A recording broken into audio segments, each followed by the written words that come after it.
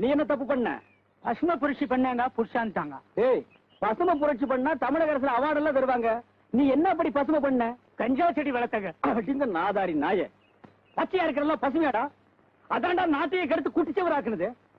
ஏய், நீங்க என்ன பண்ண? கள்ளச்சாராயம் காய்ச்சனுங்க. இது சகஜம்பா. நீங்க காய்ச்சறதையும் நிறுத்த மாட்டீங்க, ஜனங்க குடிக்கிறதையும் நிறுத்த மாட்டாங்க, நாங்க புடிக்கிறதையும் நிறுத்த மாட்டோம். இது விக்ரமாதித்தன் கதை மாதிரி. பாக்கெட் சாராயத்தை ஒழிச்சோம்னா அது பந்துக்கு பாயுது, பந்த ஒழிச்சோம்னா மறுபடியும் அது பட்டைக்கு பாயுது, பட்டைய ஒழிச்சோம்னா மறுபடியும் அது பாக்கெட்டுக்கே பாயுது. இது சுருக்கமா சொன்னா விட்லாச்சாரியர் படம் மாதிரி கூடு விட்டு கூடு பாயுதப்பா. ஏங்க இந்த குடியை ஒழிக்கவே முடியாதுங்களா? ஏயா ஒழிக்க முடியாது? இத தயார் பண்றதே நாட்டுல 8 கம்பெனி தான் இருக்கு. பெரியவங்களா மனசு பண்ணி ஒரே ஒரு டெலிபோன்ல இத தயார் பண்ணாதீங்கன்னு சொன்னா கேட்பாங்க.